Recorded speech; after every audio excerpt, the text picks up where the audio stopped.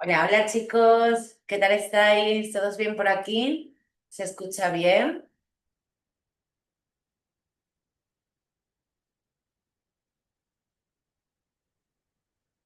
Por aquí se escucha.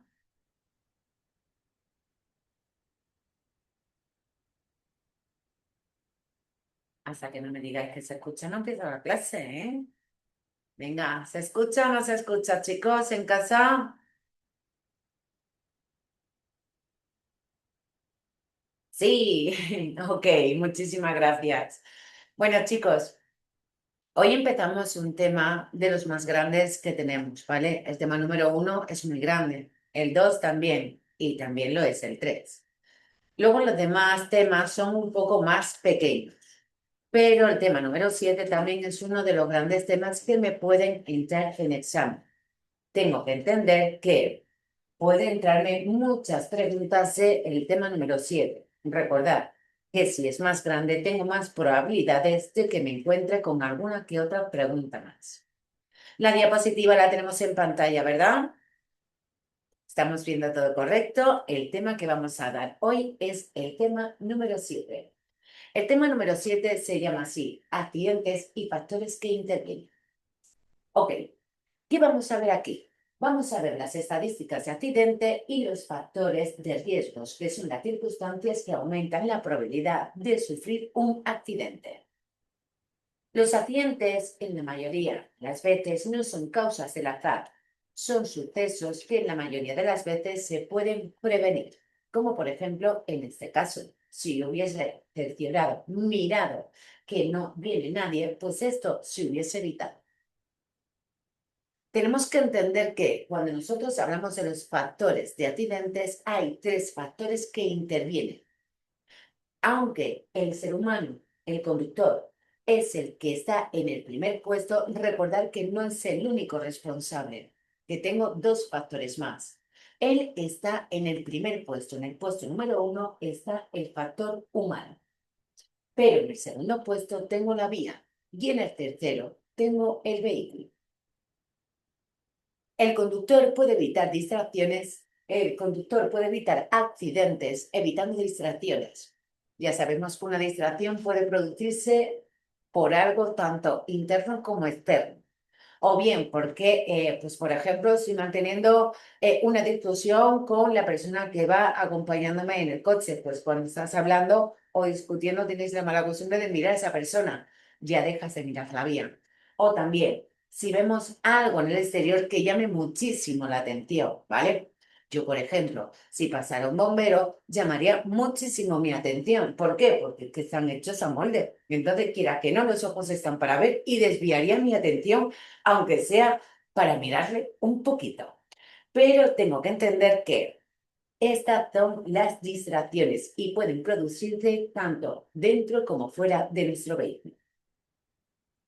Las conductas que interfieren en las distracciones son conductas que requieren la atención del conductor durante bastante tiempo y dejamos de ver algo, la vía, como por ejemplo utilizar el teléfono móvil que está totalmente prohibido. También manipular el GPS o la radio, conversar con los acompañantes, jugar con los niños, echar un insecto del vehículo y también fumar. Estos son comportamientos que requieren la atención del conductor durante bastante tiempo y dejamos de ver lo importante que es la vía. El teléfono móvil, chicos, se pierde el control de la velocidad. Se producen desviaciones en la trayectoria, aunque estemos utilizando en manos libres, tenemos desviaciones en nuestra trayectoria. Se generan problemas al buscarlo. Recuerda que no podemos tocar el teléfono móvil durante la conducción, es que ni siquiera tocarlo. El momento más peligroso, al recibir una llamada por el efecto sorpresa, porque no la esperamos. Al marcar un número de teléfono o escribir un mensaje, que esto está totalmente prohibido. Es una infracción como muy grave. A partir del minuto de conversación, aunque estemos utilizando en manos libres, se consideran los momentos más peligrosos. Al buscar el móvil y volverlo a guardar, que recuerda que eso también está totalmente prohibido. Recomendaciones. Está prohibido utilizar el terminal móvil durante la conducción. Si disponemos de manos libres, recuerda solamente llamadas urgentes. También debemos prestar atención a los peatones que van con su teléfono móvil. Se le llaman peatones tecnológicos. Ellos van a ir mirando más sus pantallas que la vía por donde están circulando. El navegador GPS. Recomendaciones. Hay que fijarlo correctamente antes de iniciar la marcha y programarlo. El GPS no debe intervenir entre los airbags. ¿Por qué? Porque la airbag llega a alcanzar los 300 km/h al abrirse y un accidente no se elige. Debe de programarse antes de iniciar la marcha. Es mejor escuchar las indicaciones que ir mirando la pantalla. Y ante todo, prevalece el juicio del conductor. Si por mucho que el GPS te dice siga recto y tú si sigues recto ves una señal que te dice entrada prohibida, no vas a decir, no, es que me lo ha dicho el GPS. No, prevalece el juicio del conductor, el tuyo. No le echemos las culpas al GPS. El fumar. Conductas de accidentes. Encender un cigarrillo supone circular durante 4 milisegundos sin prestar atención a la vía. En poblado existe un alto riesgo de atropellos a peatones. En carreteras a 80 km/h recorremos 90 metros sin prestar atención a la vía. Efectos del fumar a la conducción. Se inutiliza una de nuestras manos. El monóxido de carbono disminuye la capacidad de atención. Los conductores fumadores evalúan las situaciones como menos peligrosas. Vamos a ver un pequeño resumen.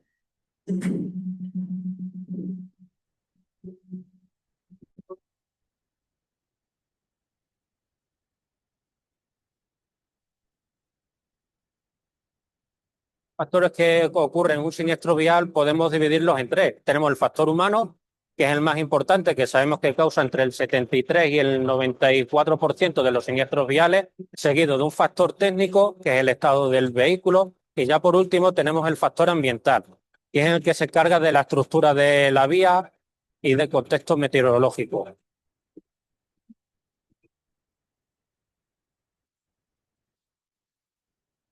Dentro del factor humano tenemos varias infracciones importantes que comete el conductor a la hora de ocasionar un siniestro vial. Podríamos hablar de conductas temerarias, la velocidad, el teléfono móvil, las distracciones que está a la orden del día. Y no solo por hablar por el teléfono móvil, mandar WhatsApp, entrar en Facebook, Instagram, que es lo que nos quita la atención al volante y a todo lo que nos rodea. Después las típicas, como siempre, que todavía siguen habiendo, es el alcohol y las drogas. Y a todo esto, y dependiendo del tipo de ciudad por donde circule uno, el estrés que tenemos hoy en día cuando salimos a la vía, todo eso nos influye a evitar agresividad, impulsividad, ataques de ira. Si hay congestión, tenemos que adaptarnos, es lo que hay. Tranquilidad, prudencia y prevención.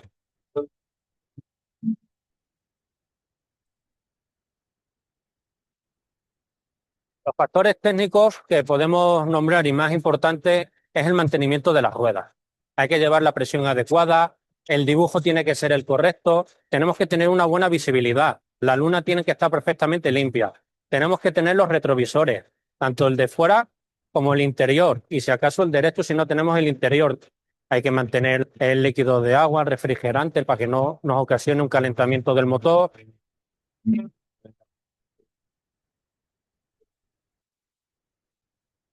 Y ya por último tenemos el factor ambiental. Es el espacio en el que se desarrolla el siniestro vial.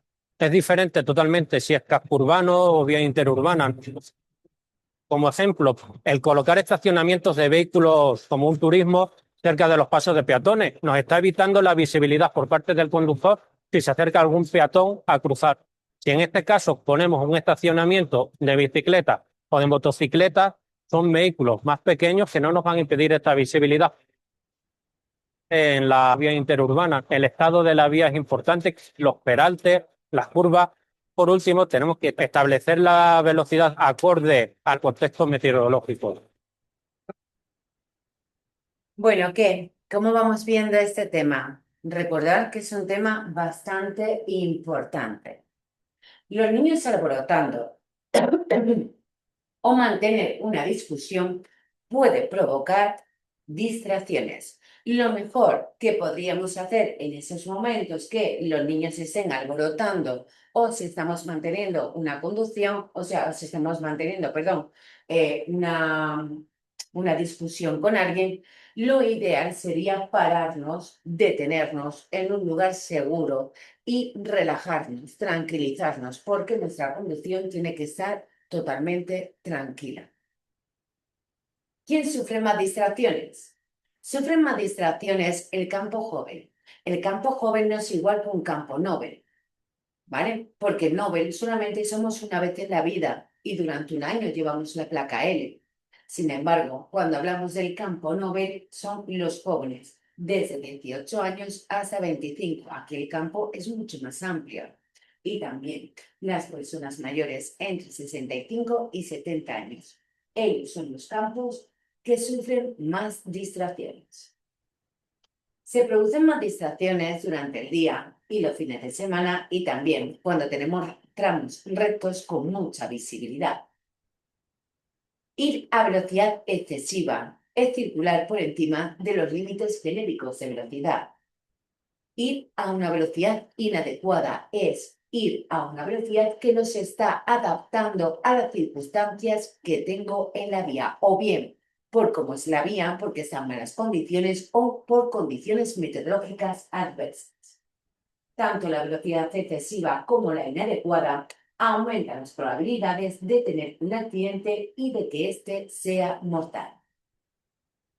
Las vías más seguras que tenemos son las autopistas o autovías, porque recordad que las autopistas o autovías siempre van a tener como mínimo 2 calzadas, cada calzada para un sentido de circulación. Nadie se aproxima de frente como norma general. Pero, aunque son las vías más seguras, tenemos más accidentes a consecuencia de la somnolencia y también la fatiga que tenemos al volante. Las vías menos seguras, carreteras convencionales, que nos reúnen las características propias de autopistas o autovías. Recordad que yo tengo carreteras convencionales con una calzada doble sentido de circulación. Y aquí el choque frontal es posible, ya que el sentido contrario no hay nada como la mediana para separarlo, solamente hay unas líneas continuas o discontinuas.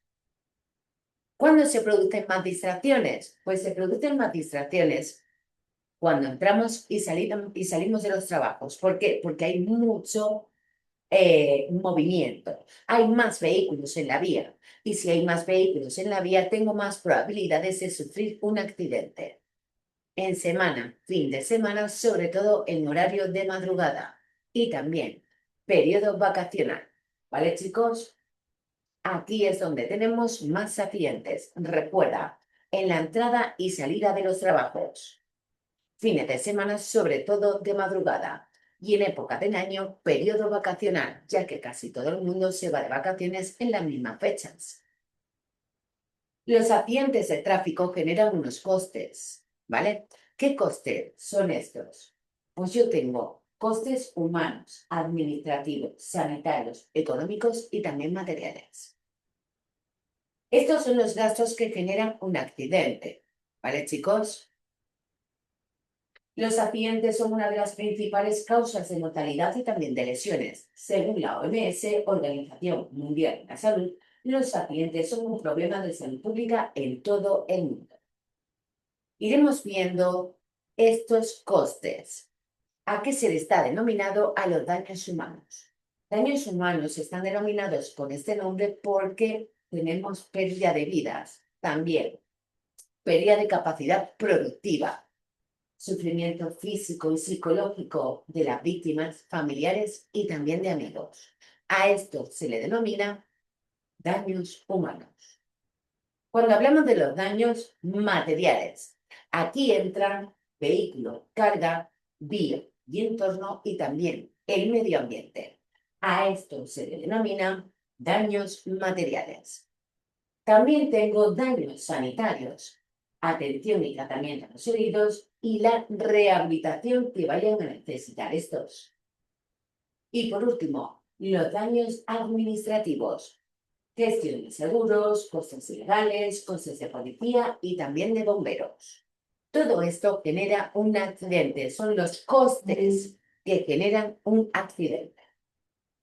Entonces, yo no puedo confundir los gastos que generan un accidente con los factores, ¿vale? ¿Qué factores dependen de los accidentes? ¿Cuántos factores teníamos? Que lo hemos visto al principio. 3. Humano, la vía y el vehículo.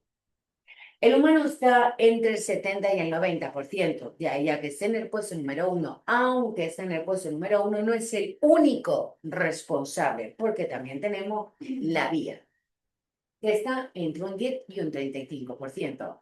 Y por último, nuestro vehículo, porque los últimos vehículos que están haciendo son fabulosos. Y estos están entre el 4 y el 13% de los factores de los accidentes.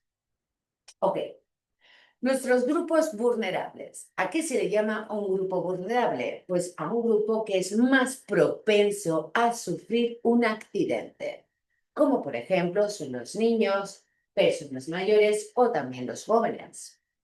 Los niños desconocen las normas. Su baja estatura provoca que tengan un campo visual mucho más reducido y que en caso de atropello reciban el golpe en la parte más vital de su cuerpo. Tienen más accidentes a la salida de los colegios. Recordad que en todas las salidas de los colegios que me voy a encontrar una señal triangular que me advierte que es un sitio frecuentado por niños.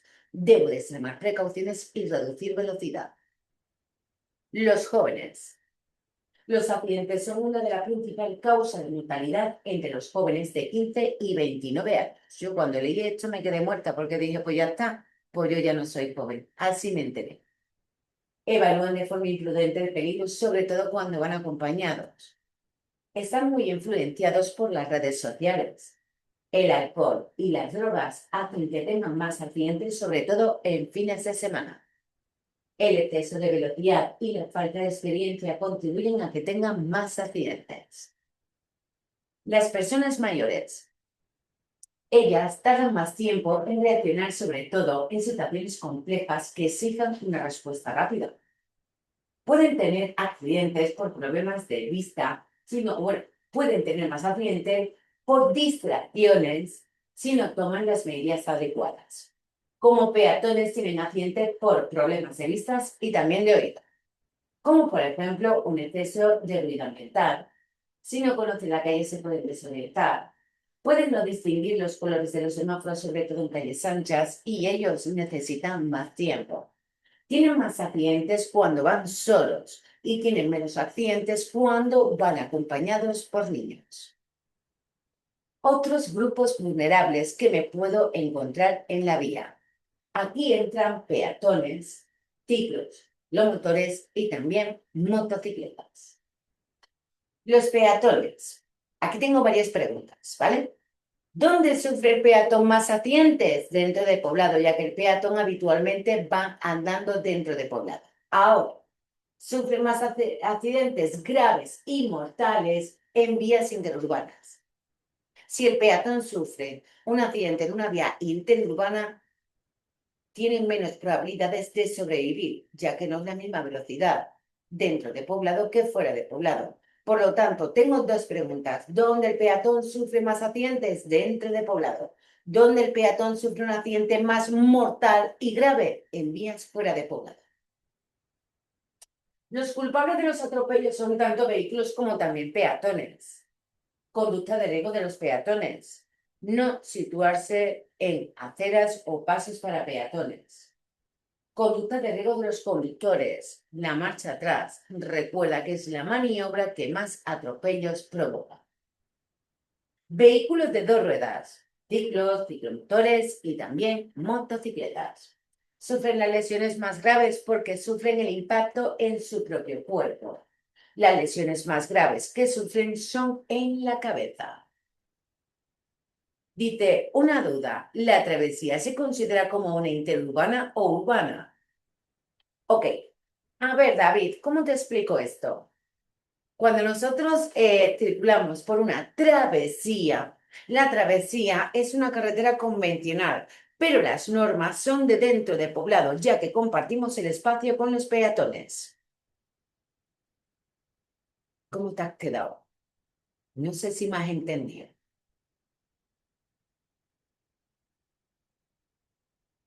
Más o menos. Vale, lo que quiere decirte, David, es que yo voy circulando por una carretera convencional, ¿vale? Pero tengo que atravesar ese núcleo urbano porque no hay otra vía y tengo que rebasarlo. Yo voy circulando por carretera convencional.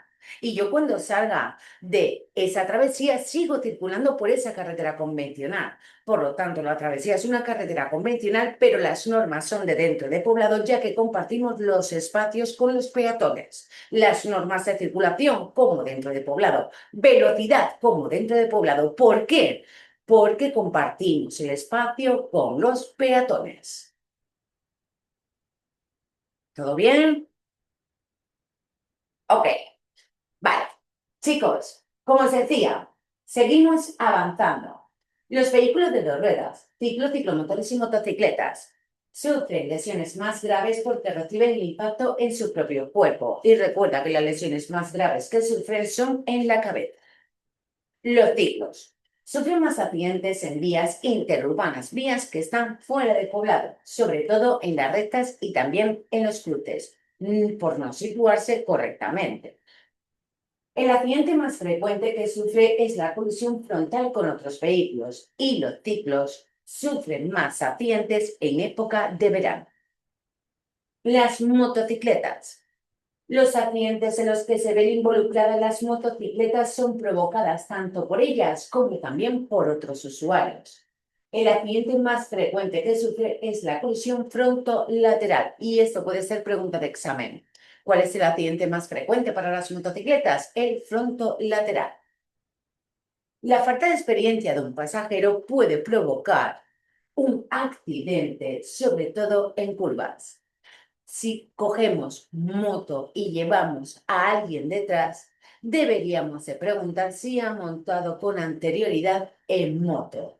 Porque cuando montas en moto, tienes que poner toda la confianza en el conductor. Venga, vamos ahora por un tema que se llama la seguridad del conductor.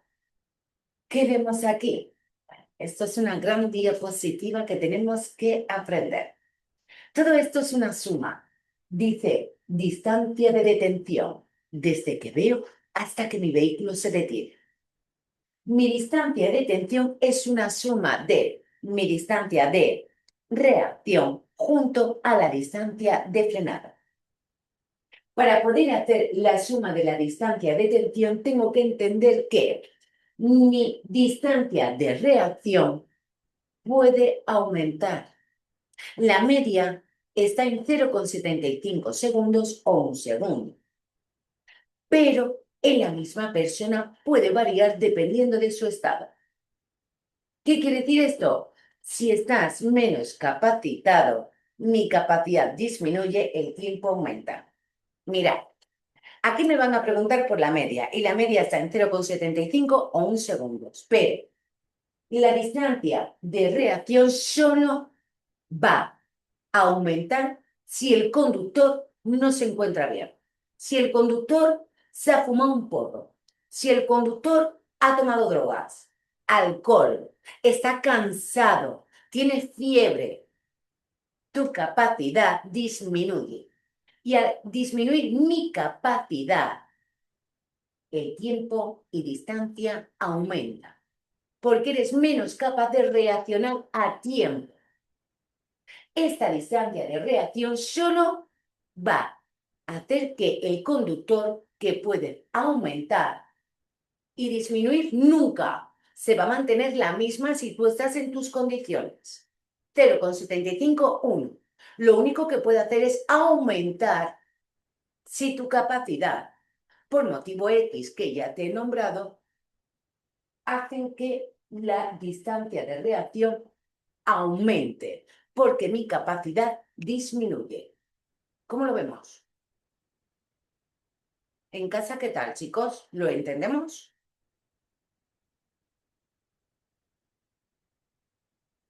Un silencio absoluto. Pepi, ¿me puedes repetir sobre eso? Eso es lo que no entiendo, de verdad. Quiero entender muchas veces, pero no entiendo. Pues A mira, ver, yo te lo voy a explicar como si me lo explicaran a mí. Mira, a mí me gusta por la mañana levantarme y hacerme un café, porque a mí me encanta el café y yo me levanto de la cama y lo que quiero es ir a la cocina a hacerme un café. Y lo hago todos los días con una media de 0,75 segundos, porque me levanto y voy. Ok, pero resulta que me encuentro con 40 de fiebre. ¿Tú crees que yo me voy a levantar igual o voy a tardar más en hacerme ese café? Voy a tardar más en llegar a la cocina, ¿verdad? Porque mis movimientos son más lentos, porque me encuentro mal, tengo 40 de fiebres, voy arrastrándome para ir a la cocina y bueno, ya para abrir la cafetera ni te cuento porque no tengo fuerzas. Por lo tanto, ¿tardo al mismo tiempo? No tardo al mismo tiempo, ¿verdad? ¿Qué ha hecho? Mi capacidad ha disminuido, soy menos capaz de hacer las cosas como lo hacía cuando no tengo fiebre. Ahora que tengo 40 de fiebre, me cuesta más porque mi capacidad ha disminuido y el tiempo aumenta, pasa más tiempo. Yo esto lo hago lo de hacerme el café en 5 minutos y cuando tengo 40 de fiebre, tardo 9. ¿Así lo entiendes? ¿O tampoco?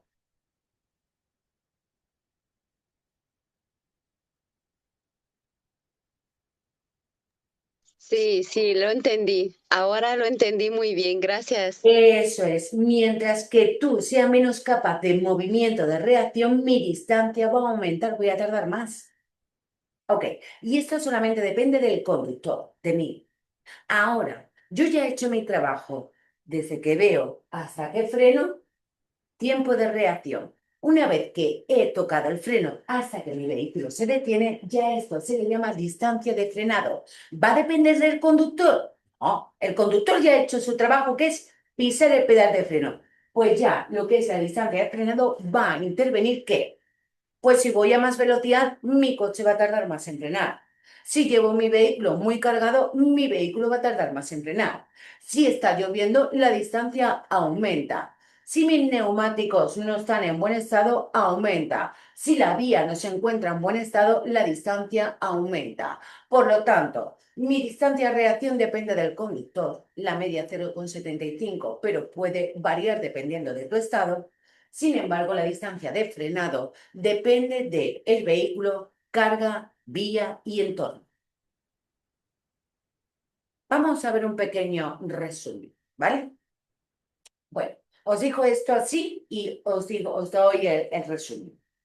Tiempo de reacción, distancia.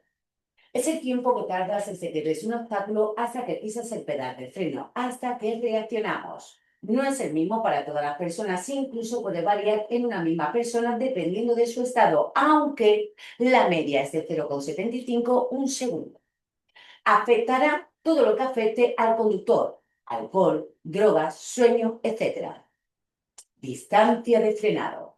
Es la distancia que recorre el vehículo desde que pisas el pedal de freno hasta que nos detenemos. Aquí afectará todo lo que afecte al vehículo y también la vía.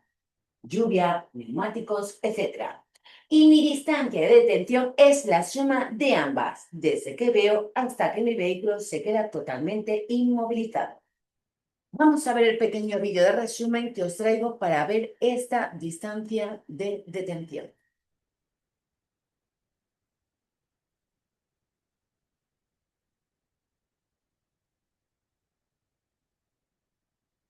Hola, hoy vamos a hablar del tiempo y la distancia, tanto de reacción, frenado como de detención, que cuando nos pregunten en los test sepamos diferenciar cuál es cada uno de ellos.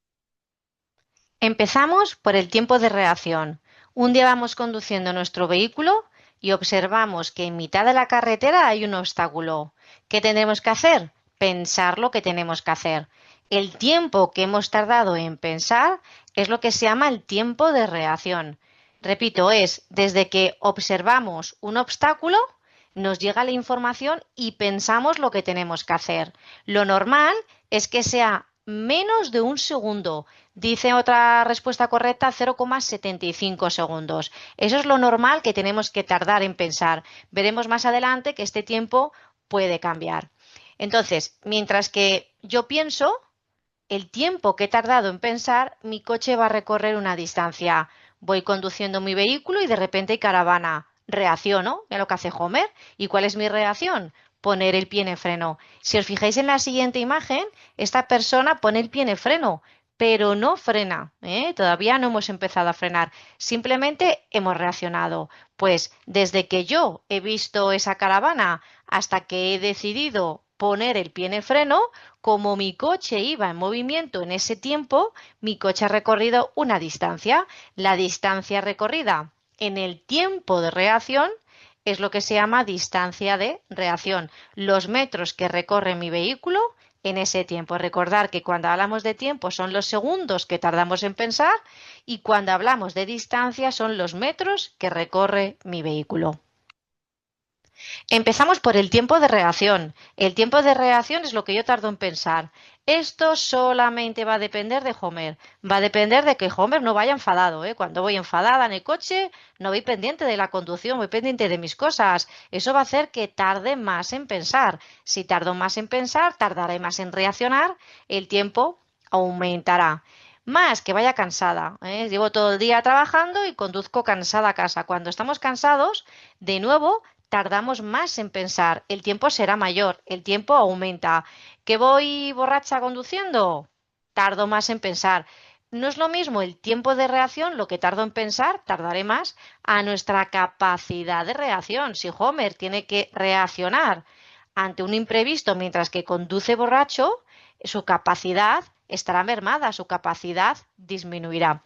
Más que conduzcamos dormidos, ¿eh? Homer va conduciendo y se le van cerrando los ojos. Sabéis que muchas veces el cansancio va acompañado de la somnolencia. Mientras que cerramos los ojos, esto es lo que se llama microsueños, instantes en los que no me quedo dormido, porque eso requiere un proceso y un tiempo, pero es el proceso antes de quedarse dormido. Podemos tener un accidente, pues si voy dormido, tardaré más en pensar, el tiempo aumentará. O, por ejemplo, por último, que vaya distraído, que voy conduciendo mirando hacia atrás o que voy conduciendo comiendo, o al igual que comer, pues por ejemplo, que vayamos fumando. Todo esto provoca distracciones y hará que tardemos más en pensar. Por lo tanto, de nuevo, el tiempo. La conclusión de todo esto es que el tiempo de reacción solamente va a depender de Homer. Lo normal es que él tarde menos de un segundo en pensar, pero hemos visto que si está dormido, está borracho, está cansado, ese tiempo será mayor. Solo depende de él. Pero la distancia recorrida en ese tiempo va a depender de más factores. El vehículo que vemos a continuación va a tardar un segundo en pensar. Su tiempo de reacción va a ser de un segundo. En un segundo recorre, en este caso, 7 metros. Pues entendemos que si esta persona, en vez de tardar un segundo, va a tardar 2 segundos, es normal que si tarda más en pensar, veis, el coche recorrerá más distancia. Es decir, que si aumenta el tiempo de reacción, la distancia de reacción también va a aumentar. No recorremos la misma distancia en un segundo que en 2 segundos. Distancia de reacción dependerá del tiempo de reacción, por lógica. Y luego también va a depender de la velocidad. Es decir, los dos vehículos van a tardar lo mismo en pensar. Pero si un vehículo va más rápido que el otro, en ese caso el que vaya más rápido en un segundo recorrerá más distancia. La conclusión de nuevo es que la distancia de reacción va a depender del tiempo. Si tardo más, recorro más. Si aumenta el tiempo, también va a aumentar la distancia y también va a depender de la velocidad. Continuamos con la de frenado. La distancia de frenado es la distancia que recorre mi vehículo desde que yo piso el freno hasta que el vehículo se detiene ante un obstáculo. ¿Veis? Aquí tenemos la imagen. Pongo el pie en el freno y se detiene. Mi coche recorre una distancia. Si hablamos de tiempo de frenado, es lo que el coche tarda en frenar, son los segundos que tarda. Y si hablamos de distancia de frenado, son los metros que recorre mi vehículo en el tiempo que el vehículo tarda en frenar. Ahora ya va a depender de muchos factores. Va a depender de cómo pise Homer el freno. Pues si va dormido, apenas lo va a tocar. Y si lo frena fuerte, como en la siguiente imagen, pues el coche casi se bloqueará.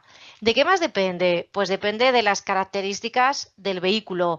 Depende de cómo tenga los neumáticos, la suspensión, de cómo tenga los frenos, de la carga. Un vehículo con más carga, le cuesta más frenar, tarda más en frenar, recorrerá más distancia. A mayor carga, mayor distancia de frenado. ¿De qué más va a depender? Pues de nuevo de la velocidad. Un vehículo que circula más rápido tardará más en frenar. Si tarda más, recorrerá más distancia. ¿Y de qué tercer factor va a depender? De la carretera, va a depender de la vía. No es lo mismo frenar en calzadas mojadas, que la distancia de frenado aumenta al doble, en calzadas con hielo o nieve, que es 10 veces mayor, o que nos encontremos hojas en la calzada, que también va a hacer que nuestro vehículo pierda adherencia. De nuevo, la distancia de frenado aumentará. Para terminar con este tema, vamos a ver que desde que yo veo un obstáculo hasta que decido poner el pie en el freno, hemos dicho que esto se llama distancia de reacción. Ahora, piso el freno y el coche se detiene. Es la distancia de frenado.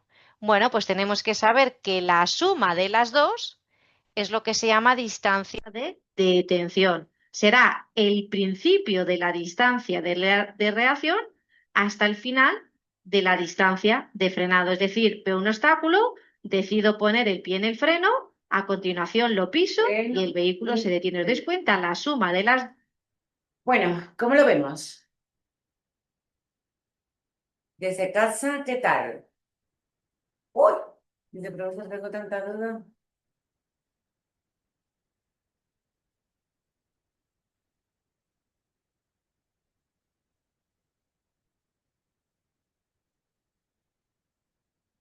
Dice, tengo una duda. Dice que se debe andar con las dos manos al volante. Sí, está totalmente prohibido circular con la mano aquí apoyada, ¿vale? Tú vas circulando y te dejas la mano apoyada en el está prohibido.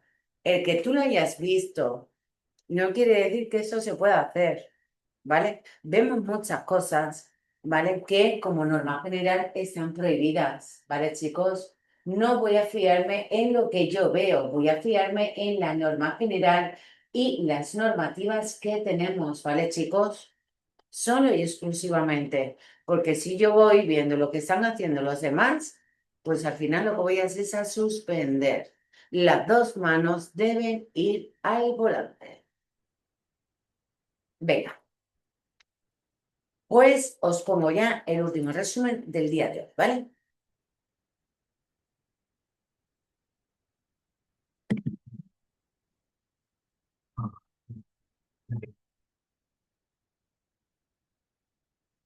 El estrés es una respuesta de adaptación al medio, es una respuesta normal del organismo en la que se adapta a las situaciones cotidianas de la vida, del día a día. Por ejemplo, un atasco de tráfico. Yo voy tranquilamente y entonces entiendo que es una situación amenazante porque me va a obligar a llegar tarde, porque me pongo nervioso en el atasco.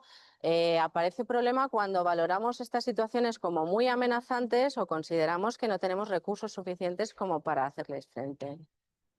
Podemos hablar de dos tipos de estrés. Estrés agudo son situaciones puntuales y luego estrés crónico, que es un estrés que se mantiene durante mucho tiempo. A la hora de conducir, el estrés crónico es peor, porque un estrés puntual es algo que en un momento determinado pasa y no ocurre nada, pero una persona que conduce con un estrés crónico está conduciendo en una situación que no es la más óptima para conducir. El 53% de los conductores reconoce que ha conducido de una manera preocupada y estresada más de una vez, con lo cual estamos reconociendo que llevamos un riesgo añadido a lo que es la conducción en sí. Cuando conducimos estresados, lo que nos ocurre es que nuestro organismo nos está avisando de que estamos en una situación que estamos considerando peligrosa. Por lo tanto, va a reaccionar con cierta sintomatología de ansiedad como ante cualquier otro peligro. Vamos a ir tensos, respirando con dificultad, vamos a ir incómodos y vamos a tener unas sensaciones de ansiedad importantes. Otras consecuencias de la ansiedad, más allá de las puramente físicas, son las que aparecen a nivel cognitivo, como por ejemplo problemas con la atención y con la concentración. Aparte de reconocer muchas menos señales, de conducir mucho más agresivamente, de aumentar la fatiga también en un 80%, nos sentimos mucho más fatigados en un trayecto igual de corto o de largo del que estemos realizando, también conducimos con el efecto túnel, con lo cual dejamos de percibir todo lo que nos encontramos a nuestro alrededor, pues dejando de percibir peatones, señales, otros vehículos y todos los riesgos que la carretera tiene. Si noto este tipo de síntomas, lo que está ocurriendo es que mis niveles de ansiedad se están disparando y lo que tendré que hacer será de alguna forma tratar de mantenerlos en niveles manejables para no arrancar el coche ya con unos niveles de ansiedad muy altos. Tomar todas las pautas de conducción en cuanto a velocidad, distancia de seguridad, estar pendientes de otros conductores, de otros peatones, etcétera, y tomar conciencia de nuestro cuerpo a la hora de conducir. Relajarnos, respirar profundamente, porque cuando conducimos centrados, conducimos de una manera mucho más segura y reducimos mucho el riesgo de tener estos tipos de accidentes. Bueno, chicos, como os decía, es un tema bastante importante. Recuerda, ¿qué hacer si tenemos sueño mientras conducimos? Deberemos de parar sin dudar. Ok. El lunes seguiremos con este tema. Recordar que las clases son de lunes a jueves. Los viernes no tenemos clase. El sábado que viene, el sábado día 19, también tenéis intensivo. ¿Vale, chicos? El intensivo. Para aquellos que seáis de Alcalá de Henares, podéis aprovechar y hacerlo presencialmente. Que no sois de Alcalá de Henares, de la autoescuela López Alcalá de Henares, pues entonces podéis hacerlo, pero vía online. Cualquier duda me podéis escribir al teléfono o al WhatsApp, ¿vale, chicos? Espero que paséis muy buen fin de semana y el lunes nos veríamos, como siempre, con más y mejor. Un beso. Hasta luego. El teléfono, Lucía, se lo puedes pedir a la chica de la oficina que te da el número de teléfono para que puedas escribirme para los intensivos, ¿vale? Bueno, chicos, que paséis buen fin de semana. Un beso. Hasta luego.